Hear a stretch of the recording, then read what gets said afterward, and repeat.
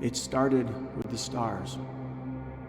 I'd have thought someone would have noticed the stars were going out, but only one person, Joseph Jolton, was looking.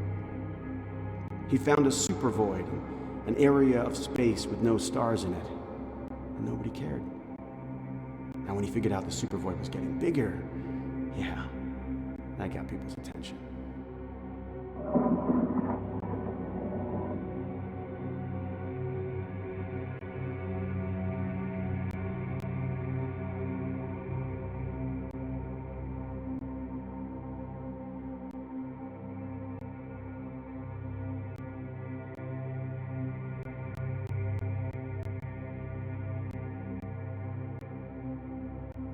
Fear is the great motivator. Within a decade, we had faster-than-light drives. We sent a wave of unmanned probes into the supervoid, trying to find out what caused it and why it was getting bigger. They had a long way to go, so all we could do was wait for them to report back. But none of them did.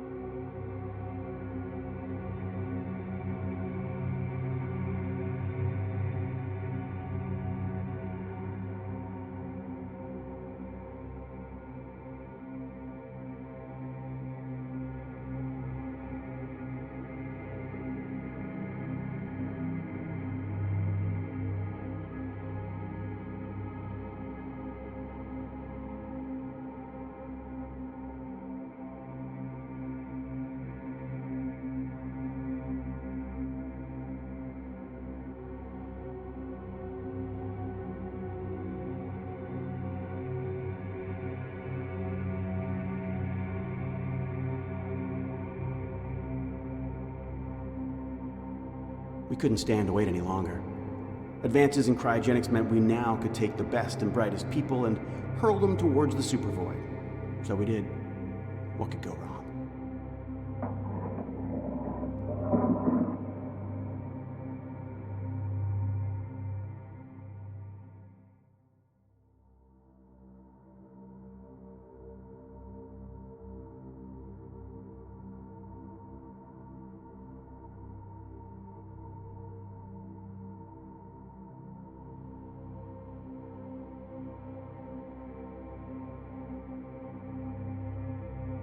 It worked. A signal came in from Commanders Alan Purdy and Andy Carolyn, two of the first pioneers sent out to the supervoid. But it was just a set of coordinates. We didn't know what it meant, but we had to find out.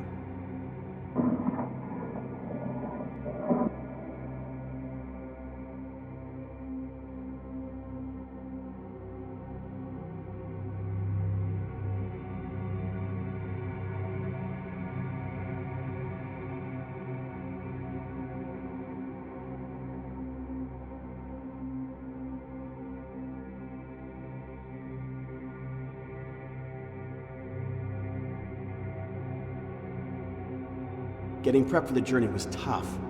The journey? That was even worse.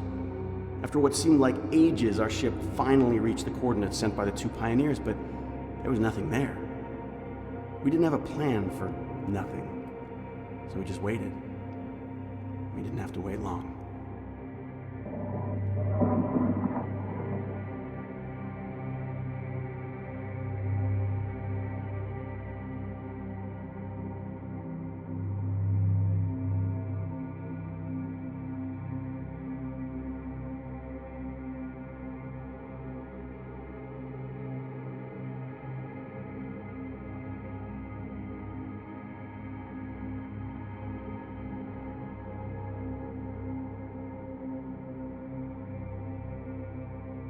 One moment we're looking at empty space, and the next, it's completely filled with this massive, endless structure.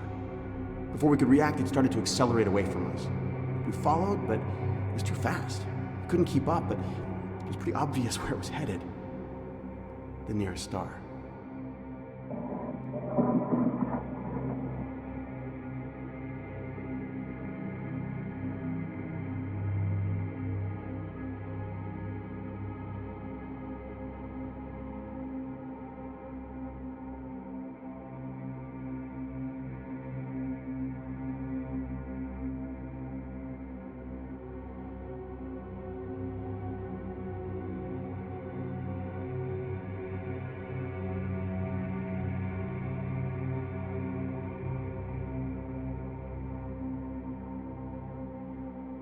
We caught up with the alien structure. It was orbiting the star, literally sucking the energy out of it, just reducing it to dust. This is how the world ends. We'd found our star killer, and there was nothing we could do to stop it.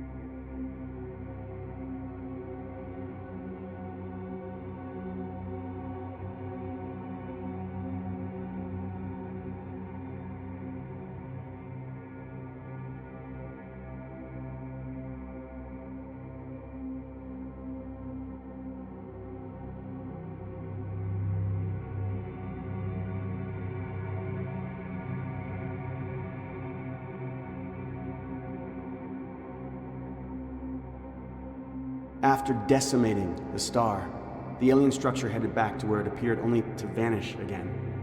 Given the residual energy signatures, it had to be a wormhole. And we discovered an outlandish scientific theory about interstellar travel is actually scientific fact. So what's the first thing we do? Fly straight into it.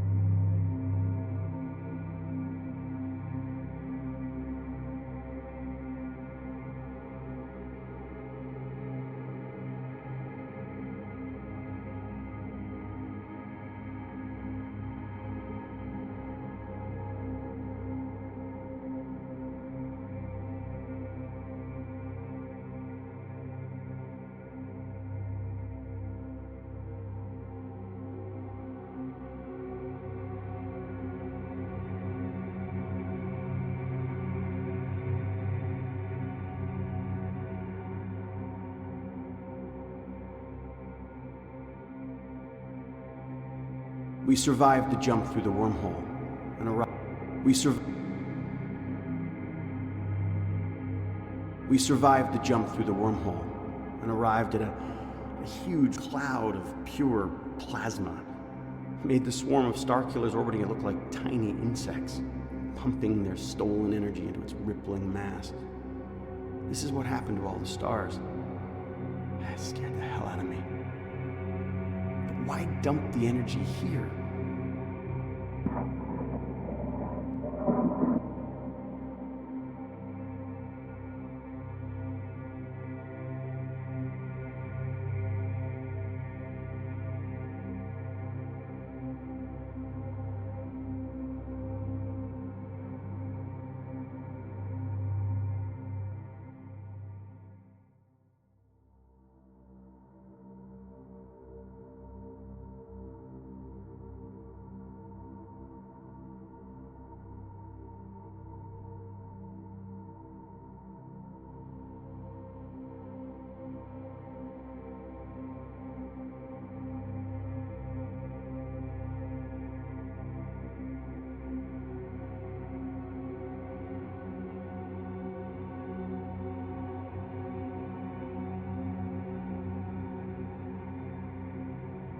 There had to be something controlling all of this. We tried to communicate with the Starkillers, but they seemed oblivious to our presence. I mean, given the immense scale, the energy from this massive cloud should have fried us the moment we emerged from the wormhole, and yet nothing registered on our equipment. The answer had to be inside the cloud.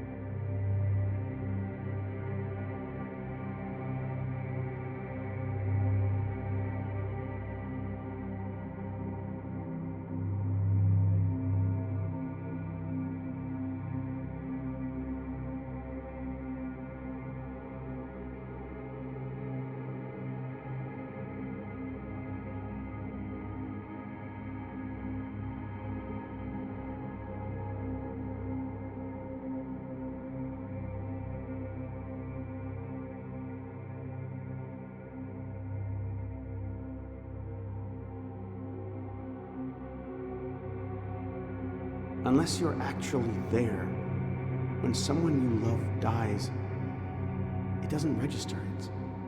It's not real. Our backup had arrived, and for a moment there was hope. With them came the news that everyone we knew, everyone we loved, was gone. A Starkiller had taken our son.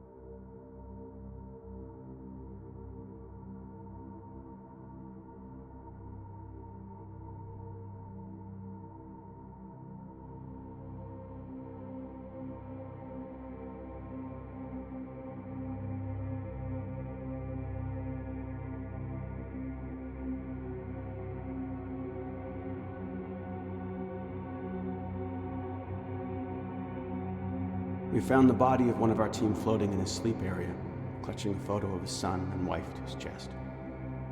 He'd taken his own life. All our families and friends were gone. We had nothing to save, nothing to live for. In an instant of grief, our mission changed from discovery to revenge. We were gonna make them pay. But first we had to find them.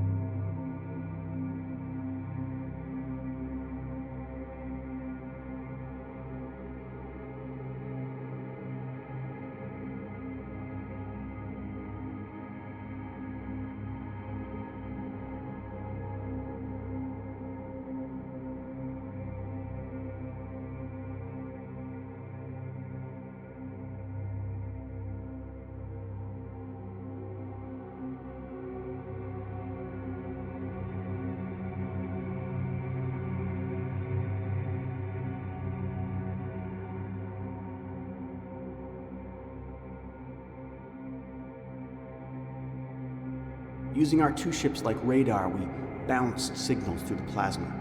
And for what seemed like ages, we finally found something. It was a distinct shadow within the cloud. We sent in a probe, but it exploded the moment it touched the plasma. How the hell were we going to get in there?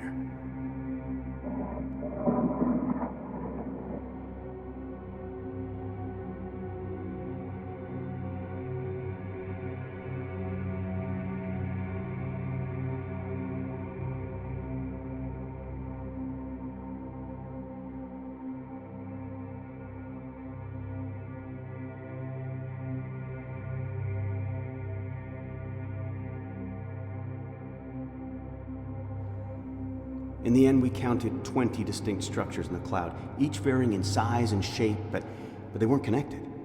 What if they didn't need a connection? We got here through a wormhole. Maybe you got to them the same way.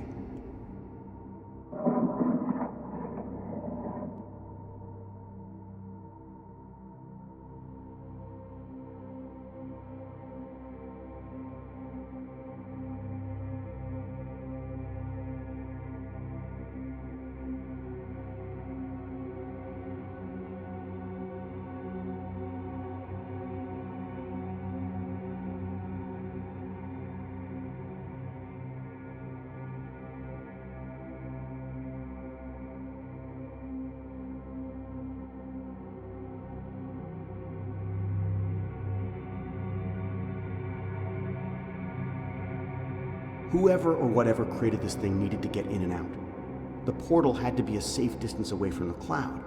It had to survive the cloud increasing in size as it absorbed the energy stolen from countless stars, including our own. Didn't take long to find it. The reason we missed it before, because we were expecting something a lot larger.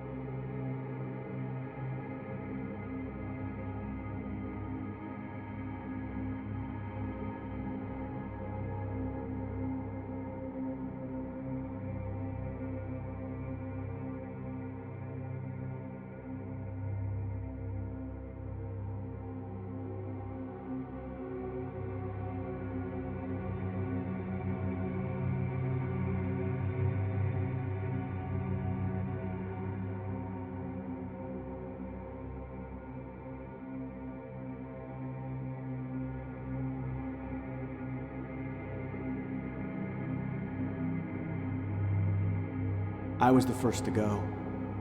It's not like I had anything to lose. I had to go and hunt down whatever was responsible for my wife and son's death and make them pay. It wasn't large enough to send the ship, so we got into EVA suits, stepped through.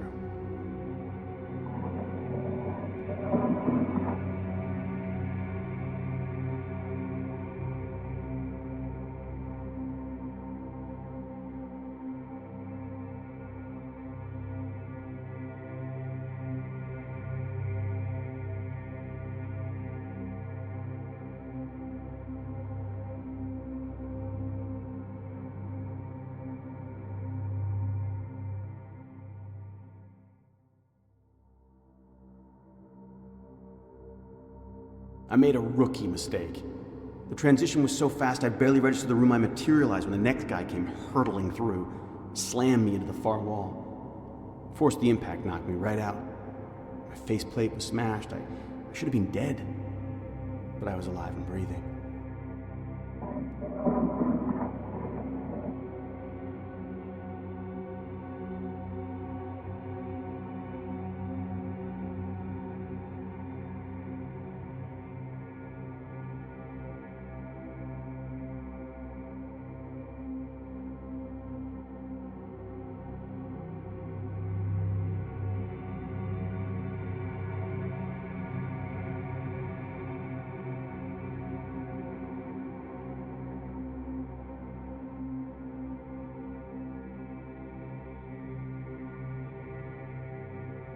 None of this made sense. We explored every inch of the place but found nothing. We were completely alone. We'd come so far, but we were no closer to finding what the hell it was all about. Even revenge, which had driven us this far, was losing its edge.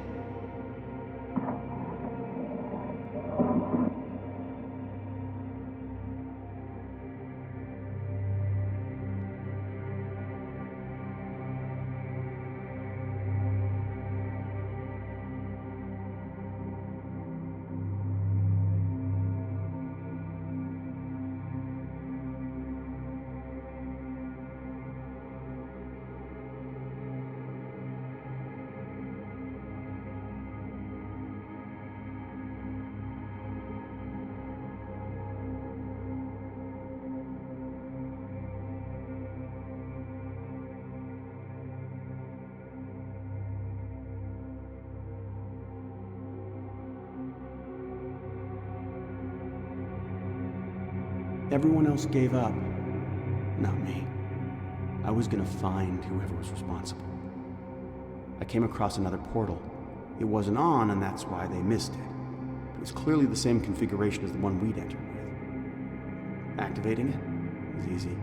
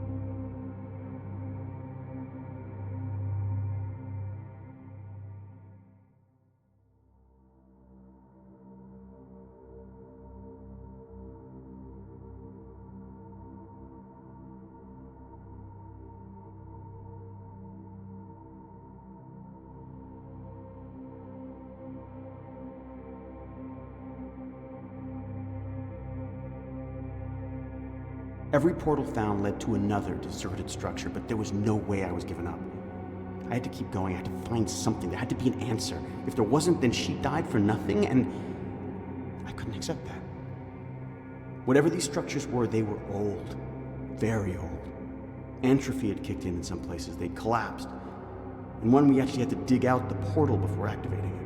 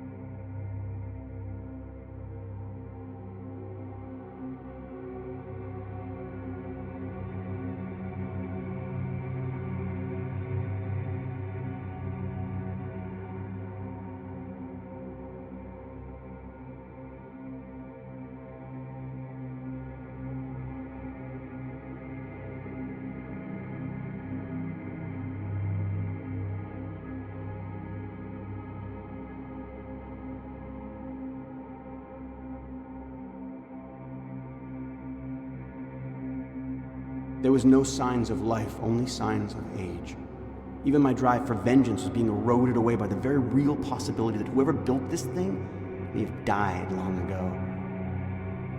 If that was true, then the only thing left to do was to find a way to shut down the entire structure and stop it destroying more stars. With nowhere else to go, there was a sense of irony that this may very well become our new home.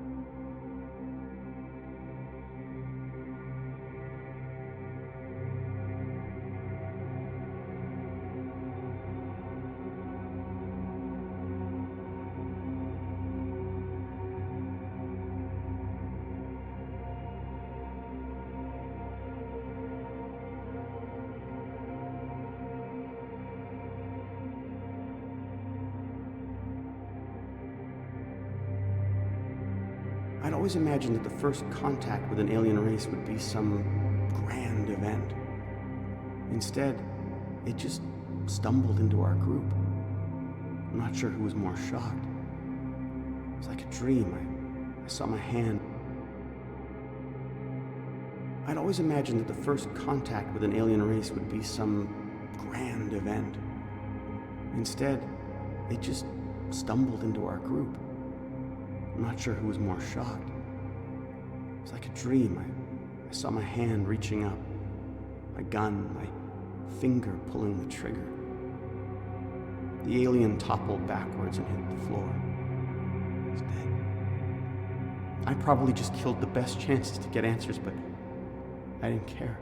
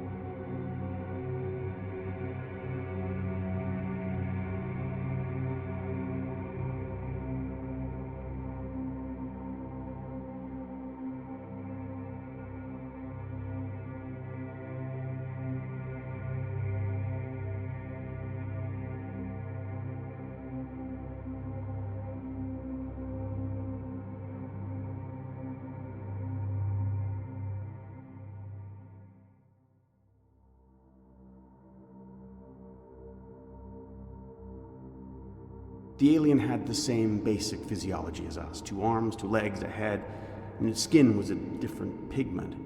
The most striking familiarity was the eyes. And they could have been our eyes.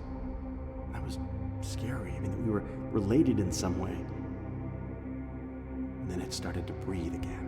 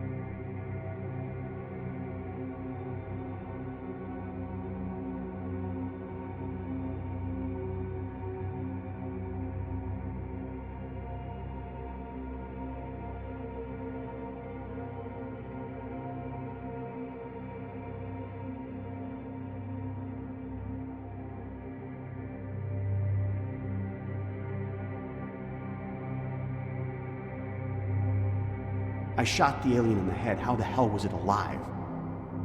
The group got really twitchy and close to pumping more bullets into the thing when it started to move, but it wasn't doing much. It was just raising its hands to where I shot it. It was understandable, really. It's gotta hurt.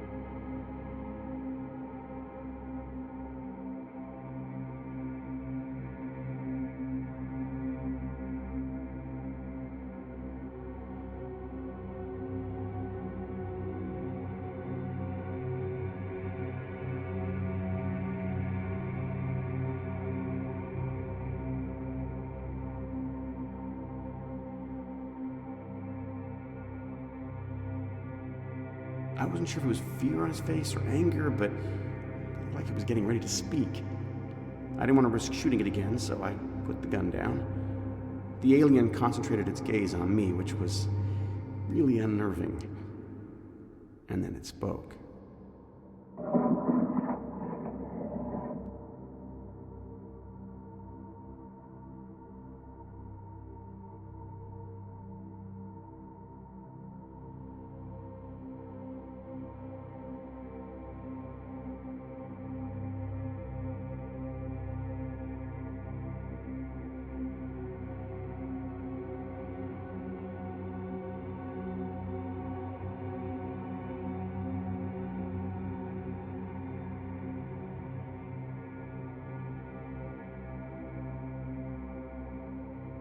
The speed at which the alien picked up our language was staggering.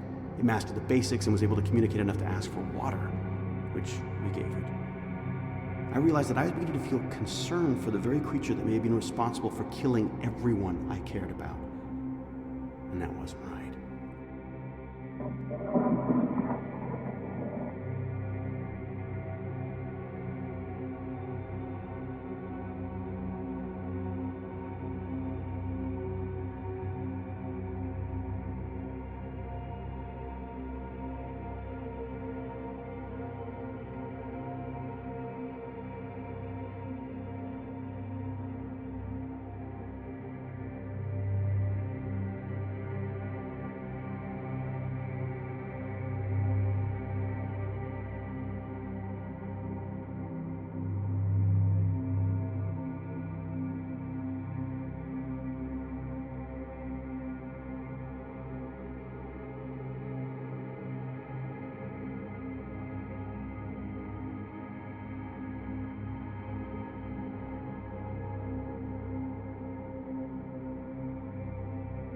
This was clearly a very intelligent being.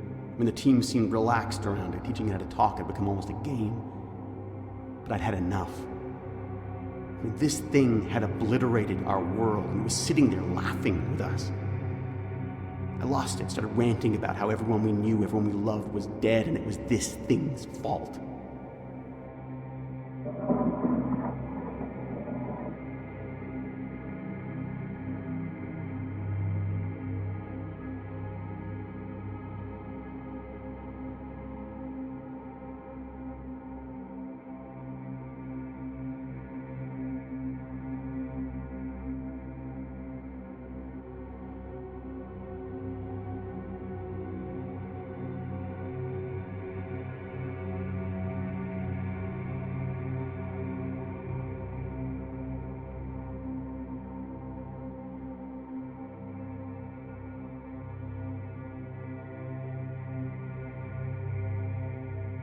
I really hadn't expected to see a look of horror on the alien's face. I mean, it really caught me by surprise. It looked at me with such sadness, and it started to speak. My surprise turned to anger again when the alien told us that no life should have been harmed. I mean, the Starkillers were built to recognize it, to back off, to leave it alone. Well, that clearly worked, didn't it?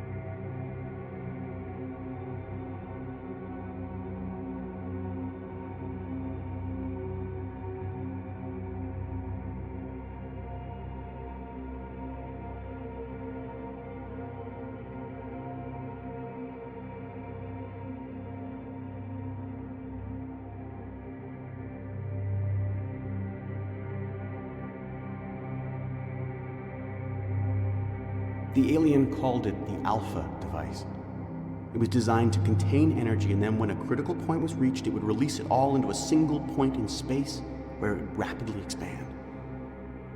He was talking about recreating the Big Bang. Not the small experiments we did in particle accelerators back home. No, it was going to be like the one that created everything, using all of the energy in the universe to do it.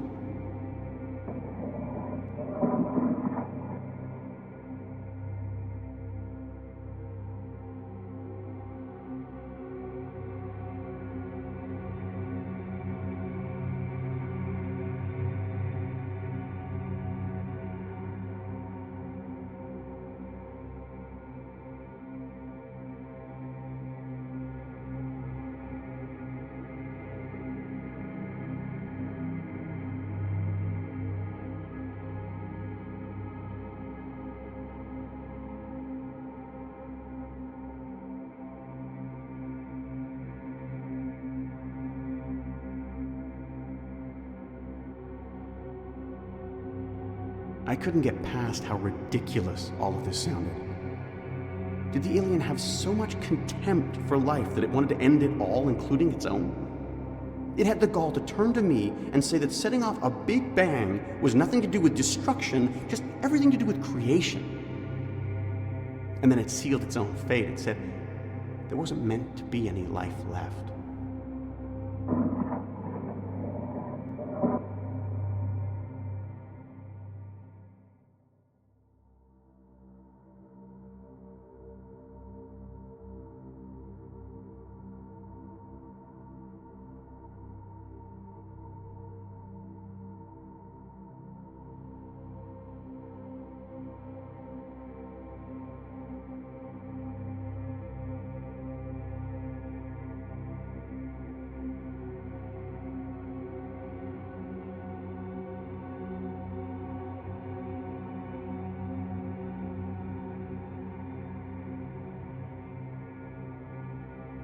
According to this alien, when all life comes to a natural end in the universe, it sets off a chain of events that leads to the evolution of a single immortal being in a species called humans. The sole purpose of this immortal being, this human, would be to reboot the universe so that the cycle starts again.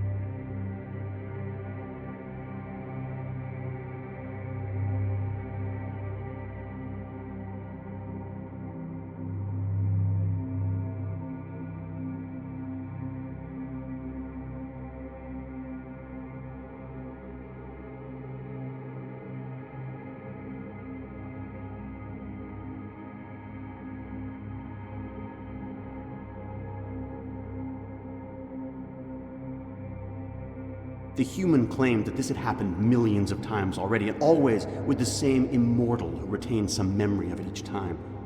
To top it all off, the alien then claimed it was this immortal being, this human, unable to die until a force with the magnitude of a Big Bang occurred.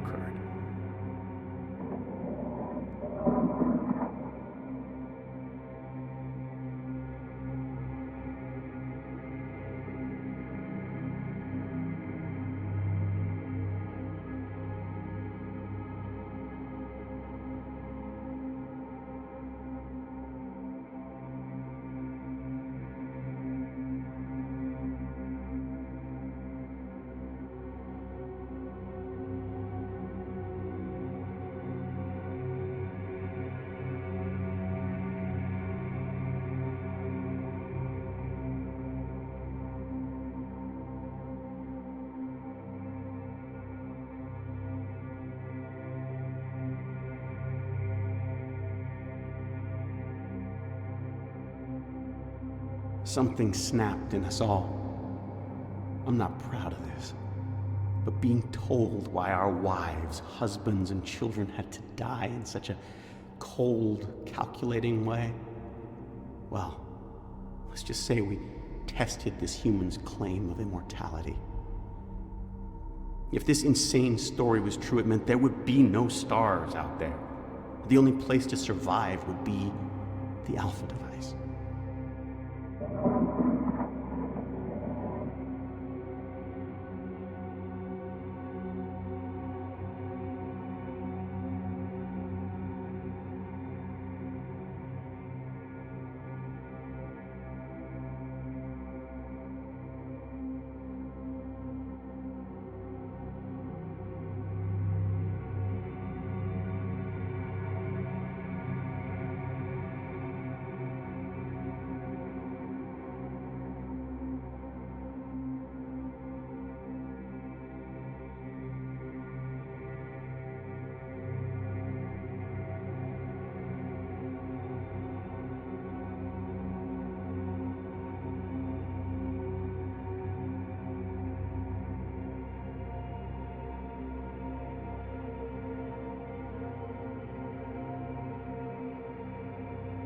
There was just no way we could let this thing carry through with its plan.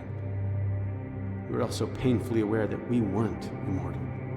So there would come a time when there would be none of us left to stop it activating the final explosion. The Big Bang. So what could we do?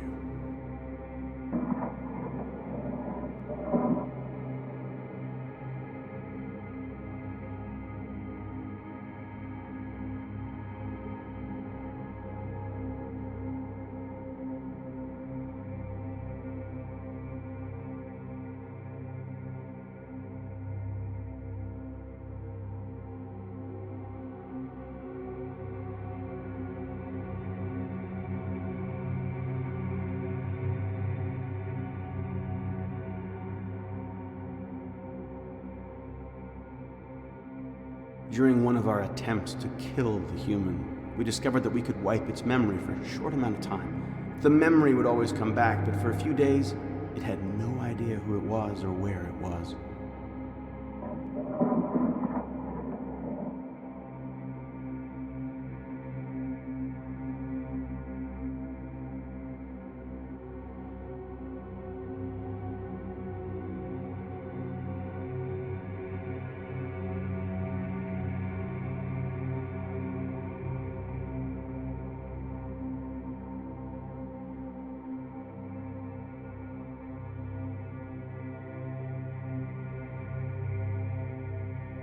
This human would outlive us. It was immortal, and we weren't. The only thing we could do was wipe its memory for a few days at a time. But what if we could build a system that after those first few days, it would reapply the memory wipe? The human would be trapped. It could never activate the Big Bang. It would be a prisoner in its own creation forever. We had a plan.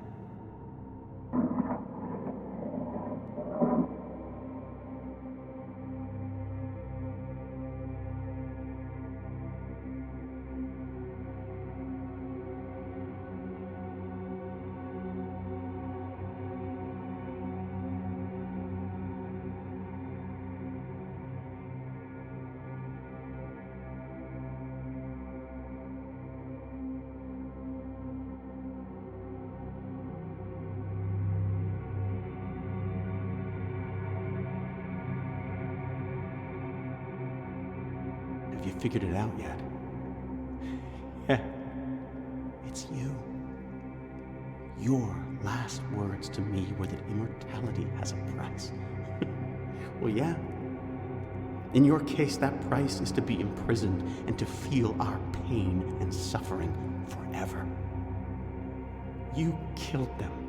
So I'm going to remind you every time of what you did to let you know your crimes and your punishment. I'm going to let you get so close to finishing your objective, and then I'm going to take it away from you, just like you took my wife and son away from me.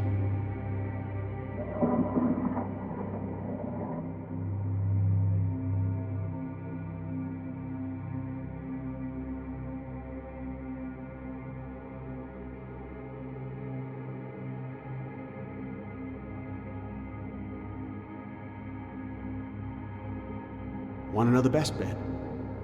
This is pure genius, even if I do say so myself. You were so much smarter than us, even with your memory wiped. So all we had to do was convince you that you were one of us and help create the prison. We convinced you to create a device, the caretaker unit, that would let you get so close to setting off the Big Bang and then wipe your memory just before you can. You did it. Probably your finest achievement. You should be very proud.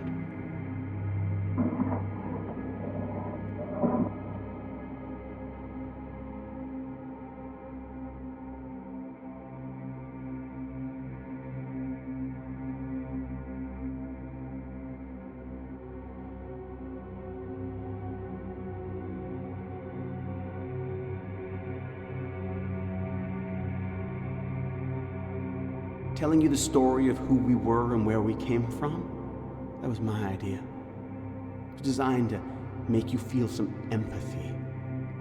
I wanted you to believe that you were one of us, to know what it was like to have everybody taken away from you in such a stupid, pointless way.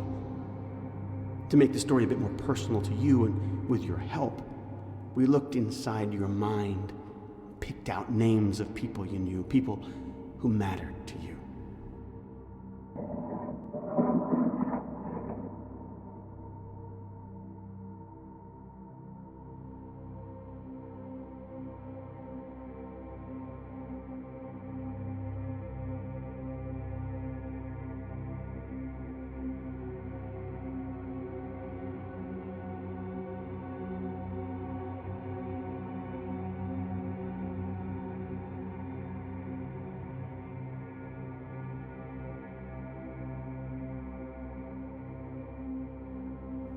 Did you feel the pain of losing everyone you knew and loved? I really hope so. At least you got to say goodbye. They knew you were living on to create this monstrosity. Everyone I knew died thinking I'd failed to stop you, failed to save them. And they were right.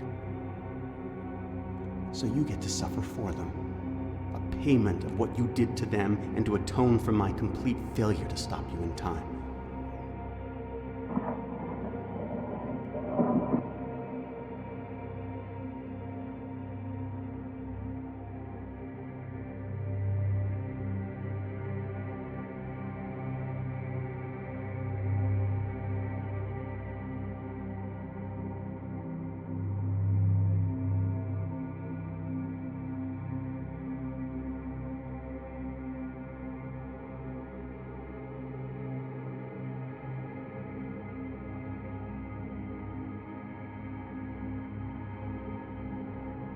I may be dead, but I died knowing that you're living through this over and over again. You'll get to experience the grief and utter hopelessness that I felt when I finally learned your true nature. I don't care that you didn't even know we existed. It's no excuse, ignorance. Really, it isn't.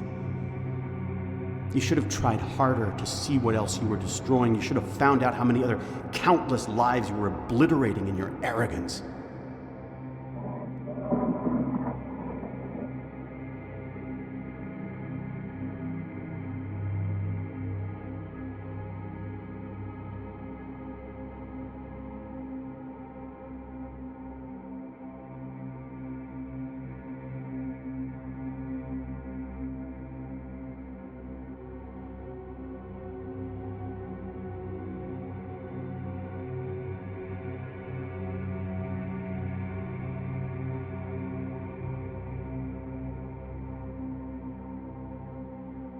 So this is it.